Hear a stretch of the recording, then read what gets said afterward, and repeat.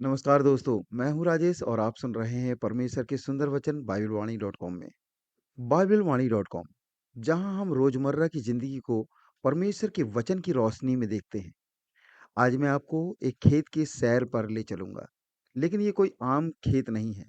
ये वो खेत है जिसे देखकर एक बुद्धिमान व्यक्ति ने कहा था, जो कुछ मैंने देखा उससे मुझको एक सीख मिली। हाँ, मैं बात कर रहा हूँ नीति वचन 24 अध्याय के 30 से 34 वचन तक। लेखक राजा सुलेमान इस प्रकार से कहता है, मैं आलसी के खेत से होकर गुजरा, जो अंगूर के बाग के निकट था, जो किसी ऐसे मनुष्य का था जिसको उचित अनुचित का बोध नहीं है। बाइबल कहती है वो निर्बुद्धि मनुष्य था और आलसी मनुष्य था। कटीली झाड़ियां निकल आई थी, हर कहीं खरपतवार से खेत ढक गया था और बाढ़ का पत्थर खंडहर हो गया था। बाढ़ टूट गया था, उसका बाड़ा बिखर गया था। सोचिए, एक खेत, परमेश्वर ने उसको मिट्टी दिया, बारिश दिया, धूप दिया, सब कुछ था। कमी थी तो एक चीज की, मालिक की मेहनत की। वो मेहनती नहीं था।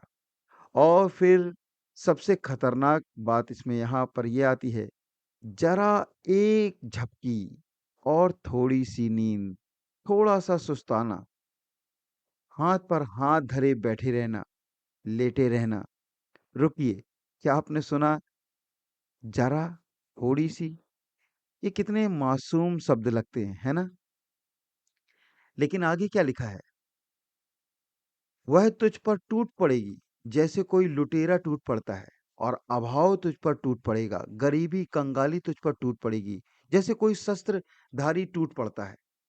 दरिद्रता कभी भी दरवाजा खटखटाती हुए नहीं आती दोस्तों, वो लुटेरे की तरह आती है, शस्त्रधारी की तरह हमला करती है, और तब तक बहुत देर हो चुकी होती है। अब मैं आपसे एक सवाल पूछूं, आपके जीवन का खेत कौन सा है? हो सकता है वह आपका कैरियर हो सकता है आपकी शादी हो सकता है कि आपका पारिवारिक प्रार्थना हो, या आपका परिवार हो, या आपका परमेश्वर के साथ रिश्ता हो, या आपका स्वास्थ्य हो। क्या उस खेत में कहीं खरपतवार तो नहीं उग रहे? उसमें ऊंट कटारे या बबूल के कांटे तो नहीं उग रहे? बस आज प्रार्थना नहीं करूंगा, कल कर लूंगा। बस आज एक्सरसाइज स्किप कर देता हूँ। बस आज पति पत्नी से दिल की बात नहीं करूंगा, मूड नहीं है। बस आज बाइबल पढ़ना छोड़ देता हूँ, नींद आ रही है। बस आज। और यही है थोड़ी सी नींद, यही है हाथ पर हाथ धर के सुस्ताना, लेटे रहना। बाइबल कहती है, लेकिन अच्छी खबर यह है, खेत अभी भी आपका है।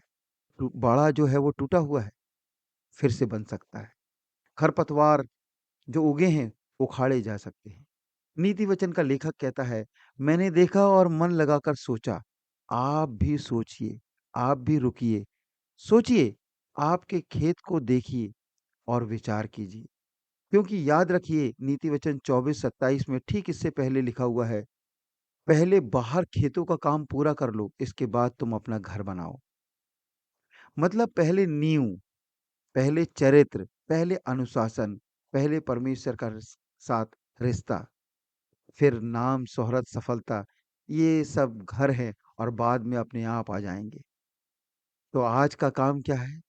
आज सिर्फ़ एक खरपतवार, एक काँटे का बीज निकाल दीजिए। आज एक पौधा जो काँटेदार है, उखाड़ फेंकिए। आज सिर्फ़ एक पत्थर उठाइए और टूटी बाड़ में लगा दीजिए। आपका बाड़ा सुधरने लगेगा। आज थोड़ी-सी नींद को ना कहिए और थोड़ी-सी मेहनत को हाँ कहिए।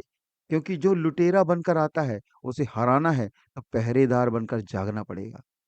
मैं हूँ राजेश, आपसे फिर से मिलूँगा, परमेश्वर के एक सुंदर वचन, एक नई सीख के साथ। God bless you.